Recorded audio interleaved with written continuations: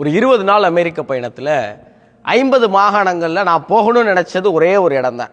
இந்த இடம் சிக்காகோவில் இருக்கிற ஆர்ட் இன்ஸ்டியூட் ஆஃப் சிக்காகோ.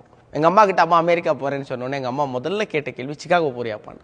ஏன்னா சின்ன வயசுலேருந்து எங்கள் அம்மா வாசித்து எனக்கு சொல்லி கொடுத்தோம். நான் தொடர்ந்து கேட்ட கதைகளுக்கு பின்னாடி இருந்த அந்த ஒரே ஒரு மனிதர் வீரத்துறவி விவேகானந்தர். 1893 ஒரு சாதாரண இந்தியன், எளிய இந்தியன், ஒரு சமய கூட்டமைப்புக்கு பேசுறதுக்கு நம்ம ஊர் ராமநாதபுரம் சேதுபதி அரசரால் அனுப்பி வைக்கப்பட்ட அந்த இந்தியன் வந்து போன இடம் இன்னைக்கும் வரலாற்று சிறப்புமிக்க இடமா இருக்கு.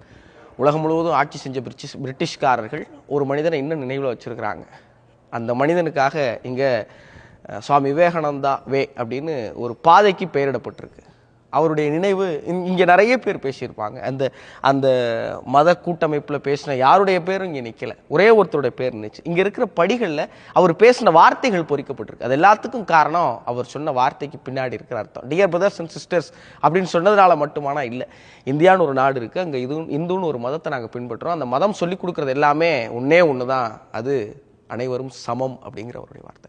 இன்றைக்கி இந்தியாவிலையும் இந்தியர்களும் இந்து மதத்தை பின்பற்றவர்களும் தமிழர்களும் பல்வேறு சாதி மதங்களுக்கு நடுவில் சமத்துவத்தை எப்படி பேணுறோங்கிறத ரொம்ப ரொம்ப முக்கியமாக நம்ம பார்க்கணும்னு நினைக்கிறேன். இதே நாட்டில் இருக்கிற இந்த நாட்டின் தலைநகரமாக இருக்கிற நியூயார்க்கில் தான் ஐநா சபைங்கிற உலகை ஆளுகிற அமைப்பில் யாதும் ஊரே யாவரும் கேளிருங்கிற கணியன் பூங்குன்றனுடைய வார்த்தை இருக்குது.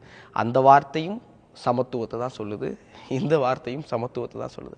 இந்த படிகளில் எல்லாரும் படித்து நகரணும்னு இருக்கிற விவேகானந்தருடைய வார்த்தைகளை எல்லாரும் மிதித்து நகரும் போது எனக்கு தோன்றதெல்லாம் அதே தான். அதே சமத்துவமும் நம்மளால் படித்து நகருவதற்கு பதிலாக மிதித்து நகரப்படுதோ அப்படிங்கிற ஒரு எண்ணம்.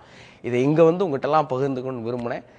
விவேகானந்தர் சமத்துவத்தை உலகுக்கு அறைகூவல் விடுத்த இடத்திலிருந்து சமத்துவம் இந்த உலகின் உயிர்ப்புமிக்க சொல் அப்படின்னு சொல்கிறத ரொம்ப பெருமையாக கருதுகிறேன்.